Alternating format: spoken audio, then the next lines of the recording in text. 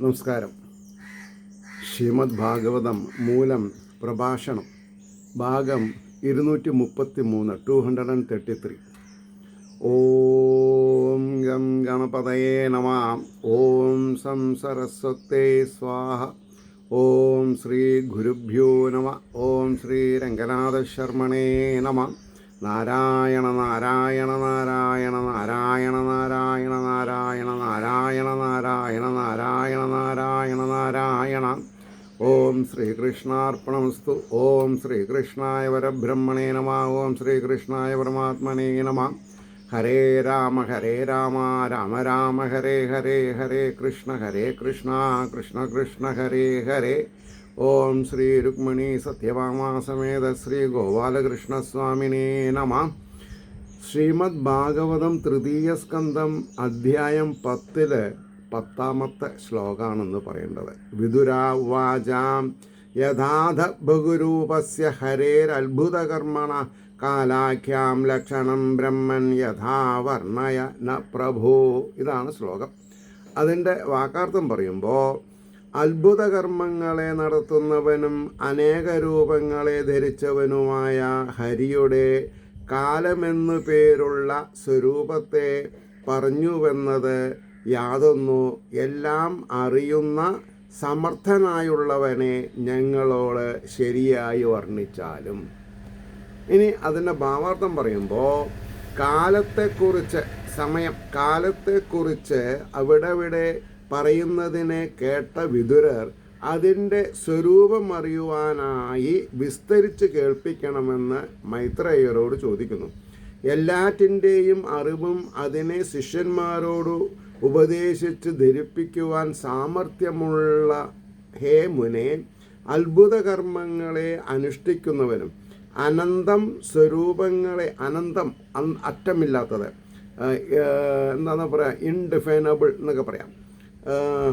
അപ്പോൾ സ്വരൂപങ്ങളെ ധരിക്കുന്നവനുമായ ഹരിയുടെ കാലമെന്ന് പേരുള്ള സ്വരൂപത്തെപ്പറ്റി അങ്ങ് അവിടെ സൂചിപ്പിച്ചുവല്ലോ.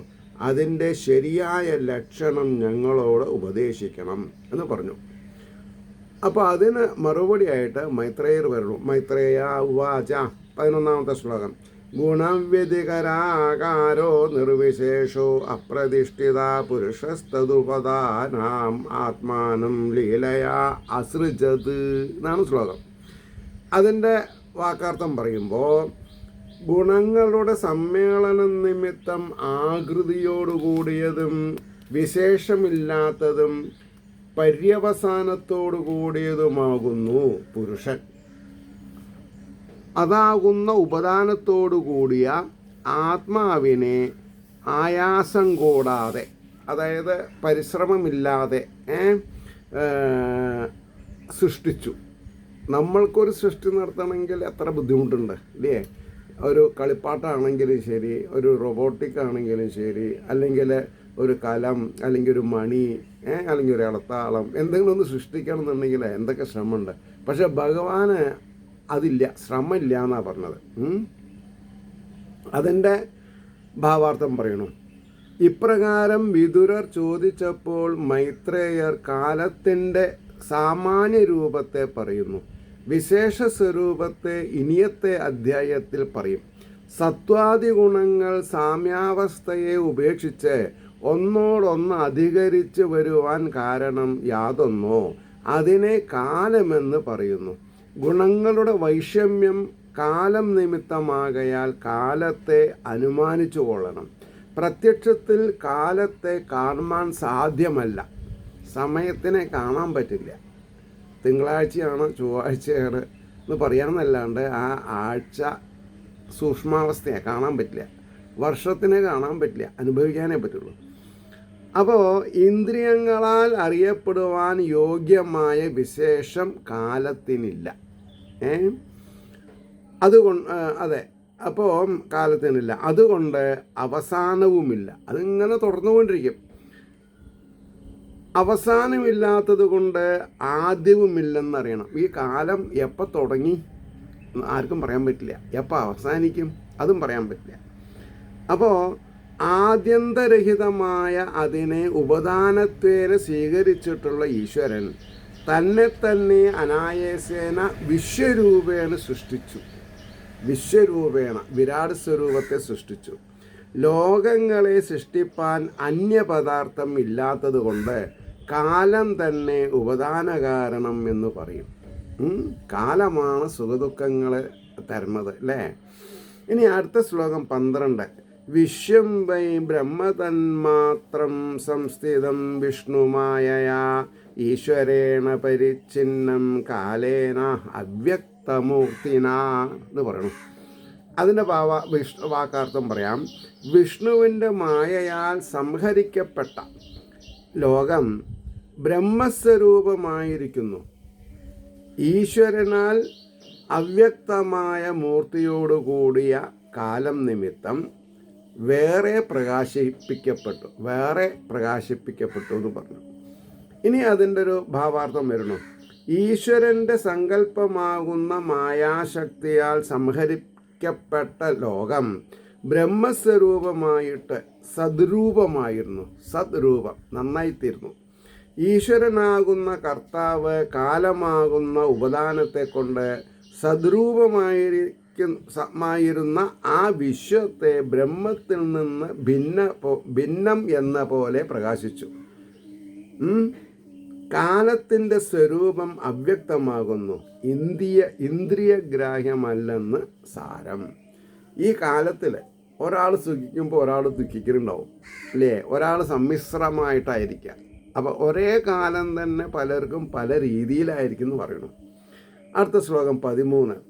യഥേതാനീം തഥാഗ്രേ ച പശ്ചാദപ്യേതദീദൃശം സർഗോ നവവിധസ്തസ്യ പ്രാകൃതോ വൈകൃതസ്തു യഃ കാലദ്രവ്യഗുണൈരസ്യ ത്രിവിധ പ്രതിസംക്രമ.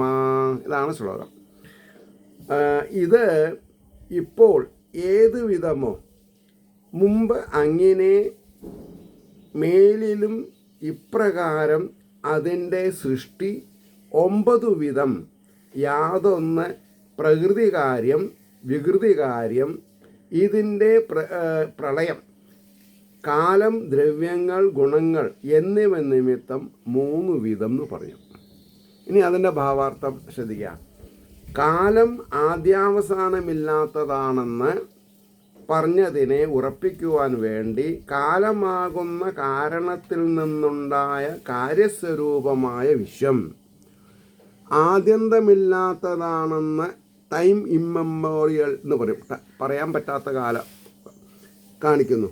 ഈ ലോകം ഇപ്പോൾ ഏതുവിധം കാണപ്പെടുന്നുവോ അതുപോലെ തന്നെ ആയിരുന്നു പ്രളയത്തിന് മുമ്പും. പ്രളയം വന്നാലും പോയാലും കാലത്തിന് യാതൊരു വ്യത്യാസവുമില്ല. കാലം നശിക്കണില്ല. പ്രളയത്തിൽ പലതും നശിച്ചെന്ന് വരും. അപ്പോൾ പ്രളയത്തിന് ശേഷവും ഇപ്രകാരമായിരിക്കും. ഈ ലോകത്തിൻ്റെ സൃഷ്ടി 9 വിധമാകുന്നു. പ്രാകൃതമെന്നും വൈകൃതമെന്നും പ്രധാനമായ ഭേദം 2 വിധം. പിന്നെ പ്രാകൃത സൃഷ്ടിയിൽ 6 വിധം. അപ്പോൾ മൊത്തത്തിൽ നമുക്ക് 6, 2, 8 എന്ന് പറയാം. പിന്നെ വൈകൃത സൃഷ്ടിയിൽ 3 വിധം ഭേദം കാണുന്നു എന്ന് പറയുന്നു. അപ്പോൾ പ്രാകൃതവും വൈകൃതവുമായിരിക്കുന്നത് യാതൊന്നോ ഉഭയാത്മകമായിരിക്കുന്ന അത് പ്രത്യേകമായ ഒരു ഭേദമുള്ളത് ഇങ്ങനെ സൃഷ്ടി 10 വിധമായി 10 വിധമായി എന്ന് പറയുന്നു. ഈ വിശ്വത്തിൻ്റെ പ്രളയം 3 വിധം. കാലം നിമിത്തം നാശം, കാരണം നാശം. ദ്രവ്യം നിമിത്തം നാശം, ദ്രവ്യം നിമിത്തമാണ് നാശം ഉണ്ടാകും അല്ലേ. നമ്മൾക്കൊക്കെ സമ്പത്ത് കൂടുമ്പോൾ നാശം സംഭവിക്കും. ദ്രവ്യം നിമിത്തം നാശം, ഗുണങ്ങൾ നിമിത്തം നാശം, അതായത് സത്വം രജസം തമസ് അങ്ങനെ നാശം. കാലം കൊണ്ട് നിത്യപ്രളയം. ദ്രവ്യം അഗ്നി മുതലായതുകൊണ്ട് നൈമിത്തിക പ്രളയം. ഗുണം കൊണ്ട് പ്രാകൃത പ്രളയം. 14ാമത്തെ ശ്ലോകം നോക്കിക്കോളൂ. ആദ്യസ്തു മഹതഃ സർഗോ ഗുണവൈഷമ്യമാത്മനാം ദ്വിതീയസ്ത്വഹമോ യത്ര ദ്രവ്യജ്ഞാനക്രിയോദയാം. ആത്മാവിൽ നിന്ന് വിഷമാവസ്ഥയെ പ്രാപിച്ച 3 ഗുണങ്ങൾ നിമിത്തം പ്രകൃതിക്ക് നേരിടുന്നതായ വികാരഭേദം, മഹത്തത്വത്തിൻ്റെ പ്രകാശം, മഹത്തത്വം എന്ന് പറഞ്ഞാൽ ആത്മാവ്, അതിൻ്റെ പ്രകാശം. ഒന്നാമത്തേത് അഹങ്കാരത്തിൻ്റെ സർഗം, രണ്ടാമത്തേത് യാതൊന്നിൽ നിന്ന് ദ്രവ്യങ്ങളുടെയും ജ്ഞാനേന്ദ്രിയങ്ങളുടെയും കർമ്മേന്ദ്രിയങ്ങളുടെയും ഉൽപ്പത്തി ഭവിക്കും. അങ്ങനെയാണ് അതിൻ്റെ വാക്കാർത്ഥം. ഇനി അതിൻ്റെ ഭാവാർത്ഥം പറയുമ്പോൾ 10 വിധ സൃഷ്ടികളെ വിസ്തരിച്ചു കാണിക്കുന്നു. പരമാത്മാവിൽ നിന്ന് കാലശക്തി നിമിത്തം സത്വാദി ഗുണത്രയങ്ങൾ, സത്വം രജസ് തമസ്, സാമ്യാവസ്ഥയെ ഉപേക്ഷിച്ച് ഒന്നോടൊന്ന് അധികരിച്ചു വന്നതുകൊണ്ട് നേരിട്ടതായ പ്രകൃതിയുടെ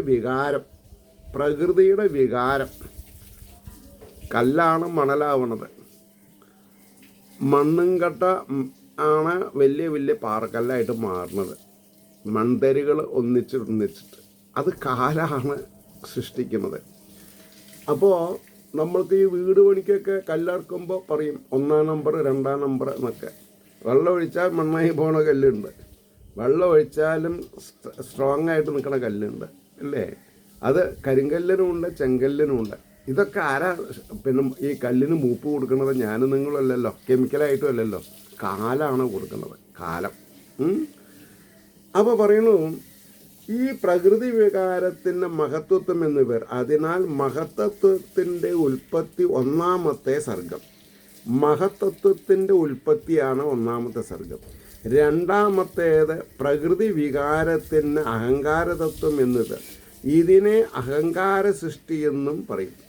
ഇതിൽ നിന്ന് പൃഥിവി മുതലായ 5 ഭൂതങ്ങളും ജ്ഞാനേന്ദ്രിയങ്ങളും കർമ്മേന്ദ്രിയങ്ങളും ഉണ്ടാകുന്നു.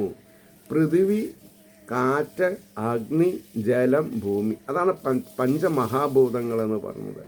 അങ്ങനെ ശരീരം ഉണ്ടാവണു. അതിൽ ഭഗവാൻ തേജസ്സായിട്ട് ബ്രഹ്മമായിട്ട് കയറുന്നു. അപ്പോൾ ഈ ശരീരം ഗുണമുള്ളതായി തീരുന്നു. ആ ഗുണം 3 വീതം, സാത്വികം, രാജസം, താമസം, അതിൻ്റെ സമ്മിശ്രങ്ങൾ. 15 ഭൂതസർഗസ്ഥ്യതീയസ്തു തന്മാത്രോ ദ്രവ്യശക്തിമാൻ ചതുർത്ഥ ഐന്ദ്രിയ സർഗോ യസ്തു ജ്ഞാനക്രിയാത്മകാം. അതായത് ദ്രവ്യങ്ങളെ ജനിപ്പിക്കുവാൻ ശക്തിയോടുകൂടിയ ശബ്ദാദികളായ 5, യാതൊന്നോ അത്. 3-ാമത്തേതായ ഭൂതസർഗം അറിവിനെയും പ്രവൃത്തിയെയും ജനിപ്പിക്കുവാൻ ശക്തിയോടുകൂടിയ ഇന്ദ്രിയങ്ങളുടെ സർഗം 4-ാമത്തേത് എന്ന വാക്കാർത്ഥമായി. ഇനി അതിൻ്റെ ഭാവാർത്ഥം ശ്രദ്ധിക്കാം.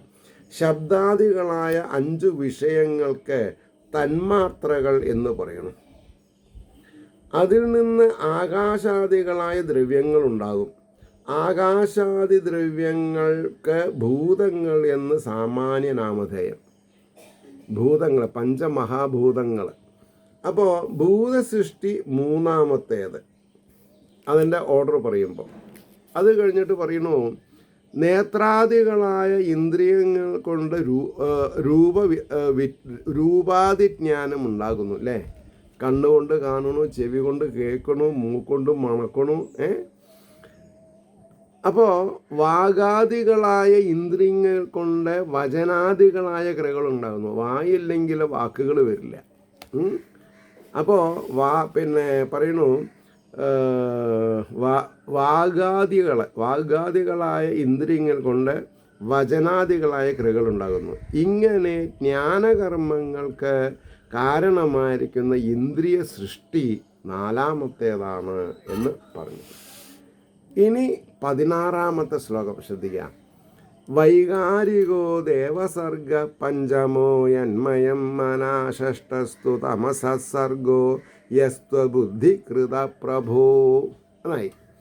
അതിന് സ്വാത്വികാഹങ്കാരത്തിൽ നിന്നുണ്ടായ ദേവസൃഷ്ടി 5-ാമത്തേതാകുന്നു. മനസ്സ് യാതൊന്നിൻ്റെ സ്വരൂപമാകുന്നു. ആവരണത്തെ ഉണ്ടാക്കുന്നതായ തമസ്സിൻ്റെ സർഗം ആറാമത്തേതാകുന്നു എന്നിങ്ങനെ പറഞ്ഞു നിർത്തി. ഇനി അതിൻ്റെ ഭാവാർത്ഥം വരുമ്പോൾ നമുക്ക് കാര്യങ്ങൾ മനസ്സിലാവും. അഹങ്കാരം 3 വിധം. സത്വഗുണപ്രധാനമായിരിക്കുന്ന അഹങ്കാരത്തിൻ്റെ കാര്യസ്വരൂപമാണ് ഇന്ദ്രിയാഭിമാനികളായ ദേവതകളുടെ സർഗം. അതിനാൽ ഉൾപ്പെട്ടതു തന്നെ മനസ്സും. ഇത് 5ാമത്തെ സർഗമാകുന്നു. ജീവന്മാർക്ക് സ്വരൂപബോധമില്ലാതെയാക്കി തീർക്കുന്ന സ്വന്തം രൂപം എന്താണെന്ന് അറിയാനുള്ള അവസ്ഥയ്ക്ക് ഏതാ? അജ്ഞത എന്നർത്ഥം. അവിദ്യയുടെ സൃഷ്ടിയാകട്ടെ 6ാമത്തതാകുന്നു. ഭഗവാന്റെ അനുഗ്രഹം നിമിത്തം അങ്ങക്ക് അവിദ്യയുടെ ബാധമില്ലാതെ വന്നിരിക്കുന്നുവെന്ന്. ഭഗവാന്റെ അനുഗ്രഹം കൊണ്ടാണ് അവിദ്യ മാറുന്നത്. അല്ലാണ്ട് നമ്മൾ തലകുത്തി നിന്നതുകൊണ്ട് വിദ്യ ഉണ്ടാവില്ല, അല്ലെങ്കിൽ അവിദ്യ പോവില്ല. അതിനാണ് ഈശ്വര പ്രാർത്ഥന. വെളിച്ചത്തിൽ ഇരുട്ടിൽ നിന്ന് വെളിച്ചത്തിലേക്ക് നയിക്കണമേ, ഇല്ലേ? അപ്പോൾ പ്രഭോ എന്ന മൈത്രേയൻ വിതുരരെ സംബോധനം ചെയ്തിരിക്കുന്നു. എങ്ങനെ? ഈ അവിദ്യയുടെ ബാധയില്ലാതെ വന്നിരിക്കുന്നുവെന്ന് സൂചിപ്പിക്കുവാൻ. ആർക്ക്? ധർമ്മത്തിൻ്റെ പ്രതിപുരുഷനായ വിതുരർക്ക് അവിദ്യയുടെ ഭാവമില്ല എന്ന് മൈത്രേയർ വിതുരരെ സംബോധന ചെയ്തിരിക്കുന്നു. പ്രഭു അല്ലേ? 17ാമത്തെ ശ്ലോകം ശ്രദ്ധിക്കുക.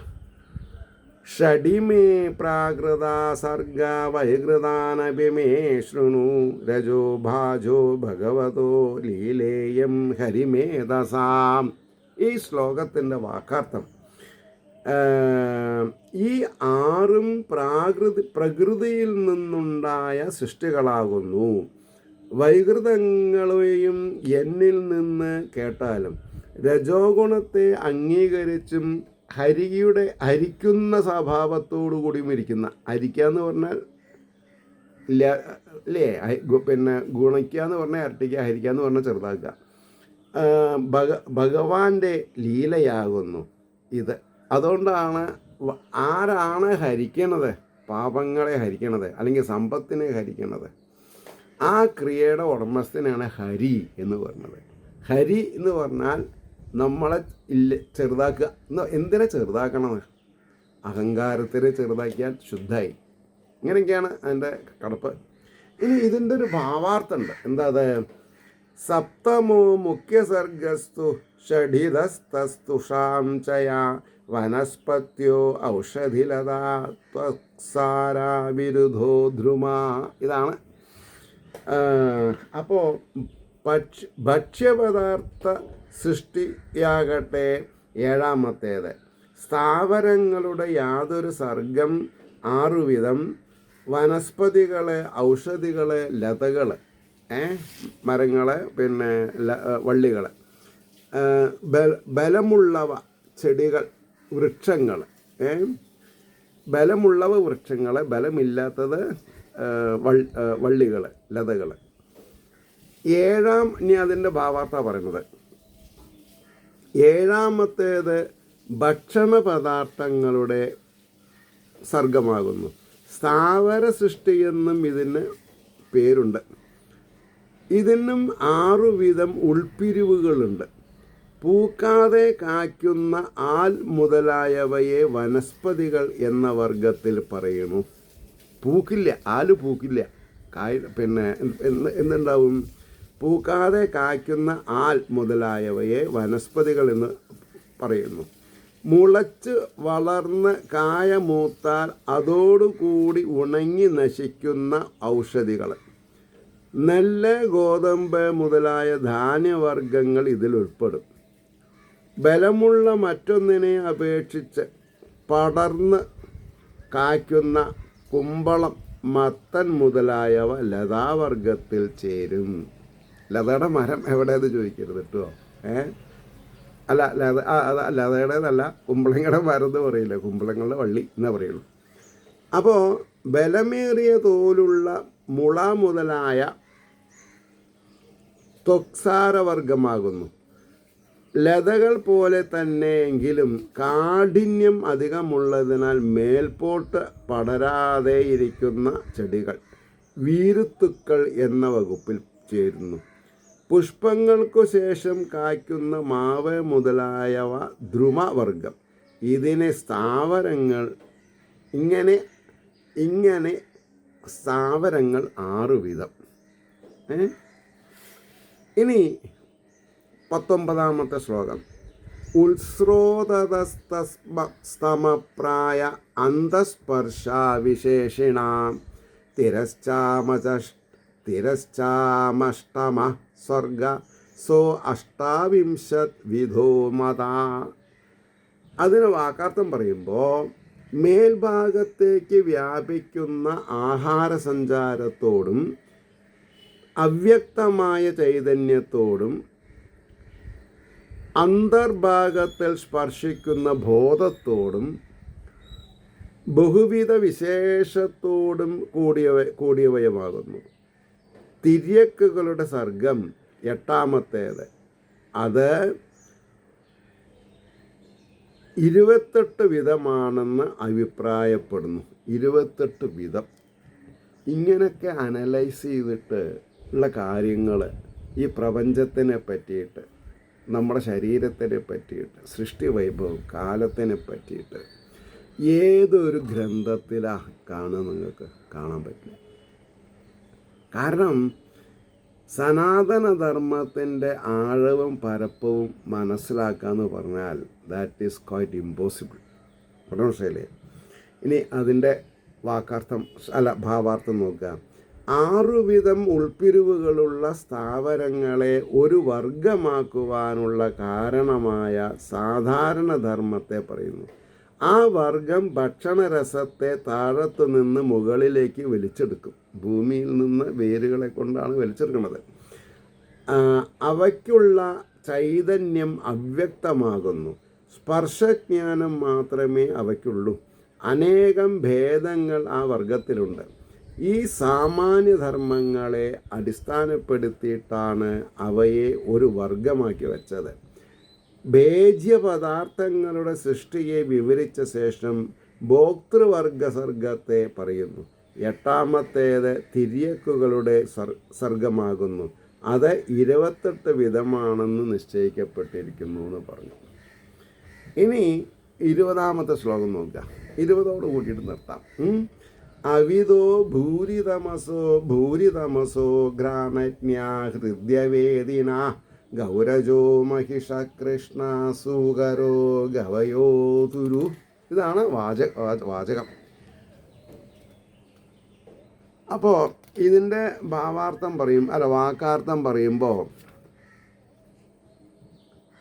അറിവില്ലാത്ത അധികം അജ്ഞാനമുള്ളവ, അറിവില്ലാത്ത എന്നുള്ളൊരു വിശേഷണം. പിന്നെയോ അധികം അജ്ഞാനമുള്ളവ, ഘ്രാണം കൊണ്ടറിയുന്നവ, ദീർഘാനുസന്ധാനം ഇല്ലാത്തവ, പശു, ആട്, പോത്ത്, കൃഷ്ണമൃഗം, പന്നി, പശുവിന് തുല്യമായ മറ്റ് ജാതി മൃഗങ്ങളെ,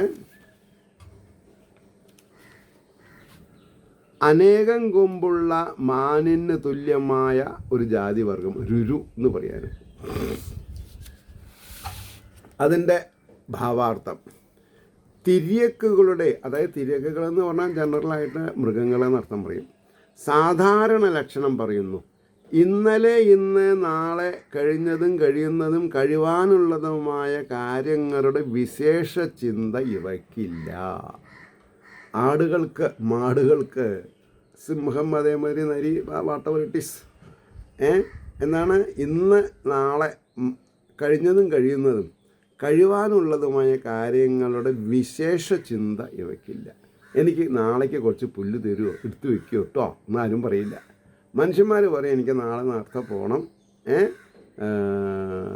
ചപ്പാത്തിയോ എന്തെങ്കിലുമൊക്കെ ഉണ്ടാക്കി വയ്ക്കണം പറയും മനുഷ്യന്മാർ.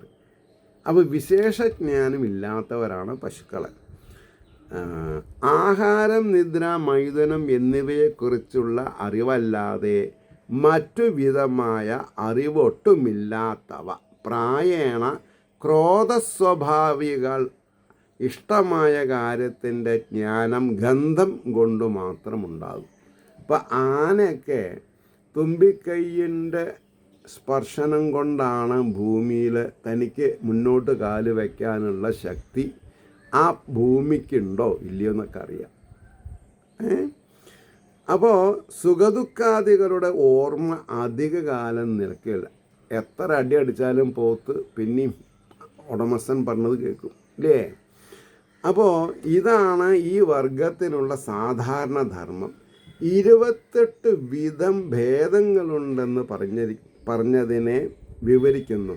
പശു, ആട്, പോത്ത്, കൃഷ്ണമൃഗം, പന്നി, ഗവയം, കൊമ്പിൽ കവർച്ചങ്ങളുള്ളതായ രുരുവെന്നു പേർ പറയപ്പെടുന്ന ഒരു ജാതി മാൻ. ഇങ്ങനെയൊക്കെയാണ് പറഞ്ഞത്. അവിടെ നിർത്താം. 21 മുതൽക്ക് നമ്മൾക്ക് അടുത്ത എപ്പിസോഡിൽ പറയാം. ഏവർക്കും ശ്രീഹരിയുടെ അനുഗ്രഹാശിസ്സുകൾ നിർലോഭം ഉണ്ടാവട്ടെ എന്ന് പ്രാർത്ഥിക്കുന്നതിനോടൊപ്പം ലോകാ സമസ്ത സുഖിനോ ഭവന്തു ആയിരിക്കട്ടെ നമ്മുടെ പ്രാർത്ഥന എന്നുകൂടി ഓർമ്മപ്പെടുത്തിക്കൊണ്ട് വാക്കുകൾ ഉപസംഹരിക്കുന്നു. നാളെ കാണാം. നമസ്കാരം.